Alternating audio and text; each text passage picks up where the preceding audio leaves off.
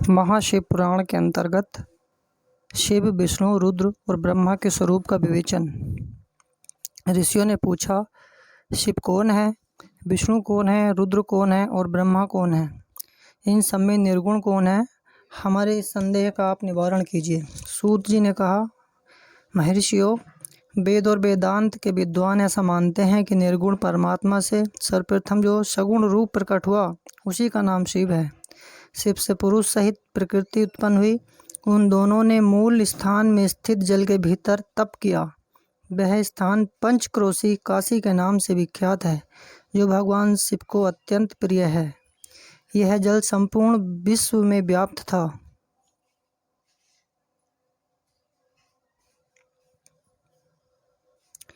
उस जल का आश्रय ले योग माया से युक्त श्री हरि वहाँ सोए।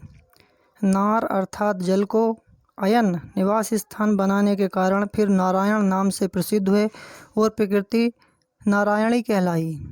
नारायण के नाभि कमल से जिनकी उत्पत्ति हुई वे ब्रह्मा कहलाते हैं। ब्रह्मा ने तपस्या करके जिनका साक्षात्कार किया उन्हें विष्णु कहा गया है। ब्रह्मा और विष्णु के विवाद को शांत करने के लिए निर्गुण शिव ने जो रूप प्रकट किया उसका नाम महादेव है। उन्होंने कहा, मैं शंभु ब्रह्मा जी के ललाट से प्रकट होऊंगा। इस कथन के अनुसार समस्त लोगों पर अनुग्रह करने के लिए जो ब्रह्मा जी के ललाट से प्रकट हुए उनका नाम रुद्र हुआ। इस प्रकार रूप रहित परमात्मा सबके चिंतन का विषय बनने के लिए साकार रूप में प्रकट हुए। वे ही साक्षात भक्तवत्सल शिव हैं। तीनों गुणों से भिन्न शिव में तथा गुणों के धाम रुद्र में उसी तरह वास्तविक भेद नहीं है जैसे सुवर्ण और उसके आभूषण में नहीं है। दोनों के रूप और कर्म समान हैं। दोनों समान रूप से भक्तों को उत्तम गति प्रदान करने वाले हैं। दोनों समान रूप से सबके सेवनीय हैं तथा नाना प्रकार के लीला विहार करने वाले हैं। भयानक पराक्रमी रुद्र सर्वथा शिव रूप ही हैं। वे भक्तों के कार्य की सिद्धि के निमित्त विष्णु और ब्रह्मा की सहायता करने के लिए प्रकट हुए हैं। अन्य जो देवता जिस क्रम से प्रकट हुए हैं वे उसी क्रम से लय को प्राप्त होते हैं, परंतु रुद्रदेव उस तरह लीन नहीं होते। उनका साक्षात शिव में ही लय होता है। ये प्राकृत प्राणी रुद्र में मिलकर ही लय को प्राप्त होते हैं, परंतु रुद्र इनमें मिलकर लय को नहीं प्राप्त होते। यह भगवती श्रुति का उपदेश है। सब लोग रुद्र का भजन करते हैं, किंतु रुद्र किसी का भजन नहीं करते। वे भक्त वत्सल होने के कारण कभी कभी अपने आप भक्तजनों का चिंतन कर लेते हैं। जो दूसरे देवता का भजन करते हैं वे उसी में लीन होते हैं, इसलिए वे दीर्घ काल के बाद रुद्र में लीन होने का अवसर पाते हैं। जो कोई रुद्र के भक्त हैं वे तत्काल शिव हो जाते हैं, अतः उनके लिए दूसरे की अपेक्षा नहीं रहती। यह सनातन श्रुति का संदेश है। द्विजो, अज्ञान अनेक प्रकार का होता है, परंतु विज्ञान एक ही स्वरूप है। वह अनेक प्रकार का नहीं होता। उसको समझने का प्रकार मैं बताऊंगा, तुम लोग आदरपूर्वक सुनो। ब्रह्मा से लेकर तृण पर्यंत जो कुछ भी यहाँ देखा जाता है वह सब शिव रूप ही है। उसमें नानात्व की कल्पना मिथ्या है। सृष्टि के पूर्व भी शिव की सत्ता बताई गई है।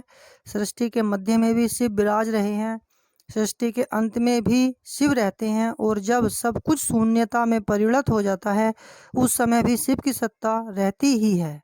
अतः मुनीश्वरों, शिव को ही चतुर्गुण कहा गया है। वे ही शिव शक्तिमान होने के कारण सगुण जानने योग्य हैं। इस प्रकार वे सगुण निर्गुण के भेद दो प्रकार के हैं। जिन शिव ने भगवान विष्णु को संपूर्ण सनातन वेद, अनेक वर्ण, अनेक मात्रा तथा अपना ध्यान एवं पूजन दिए हैं वे ही संपूर्ण विद्याओं के ईश्वर हैं। ऐसी सनातन श्रुति है। अतएव शंभु को वेदों का प्रकाट्यकर्ता तथा वेदपति कहा गया है। वे ही सब पर अनुग्रह करने वाले साक्षात शंकर हैं। कर्ता, भर्ता, हर्ता, साक्षी तथा निर्गुण भी वे ही हैं। दूसरों के लिए काल का मान है, परंतु काल स्वरूप रुद्र के लिए काल की कोई गणना नहीं है, क्योंकि वे साक्षात स्वयं महाकाल हैं और महाकाली उनके आश्रित है। ब्राह्मण रुद्र और काली को एक से ही बताते हैं। उन दोनों ने सत्य लीला करने वाली अपनी इच्छा से ही सब कुछ प्राप्त किया है। शिव का कोई उत्पादक नहीं है, उनका कोई पालक और संहारक भी नहीं है। वे स्वयं सबके हेतु हैं। एक होकर भी अनेकता को प्राप्त हो सकते हैं और अनेक होकर भी एकता को। एक ही बीज बाहर होकर वृक्ष और फल आदि के रूप में परिणित होता हुआ पुनः बीज भाव को प्राप्त हो जाता है। इसी प्रकार शिव रूपी महेश्वर स्वयं एक से अनेक होने में हेतु हैं। यह उत्तम शिव ज्ञान तत्वतः बताया गया है। ज्ञानवान पुरुष ही इसको जानता है, दूसरा नहीं। मुनि बोले, सूत जी, आप लक्षण सहित ज्ञान का वर्णन कीजिए जिसको जानकर मनुष्य शिव भाव को प्राप्त हो जाता है। सारा जगत शिव कैसे है अथवा शिव ही संपूर्ण जगत कैसे है? ऋषियों का यह प्रश्न सुनकर पौराणिक शिरोमणि सूत जी ने भगवान शिव के चरणारविंदों का चिंतन करके उनसे कहा।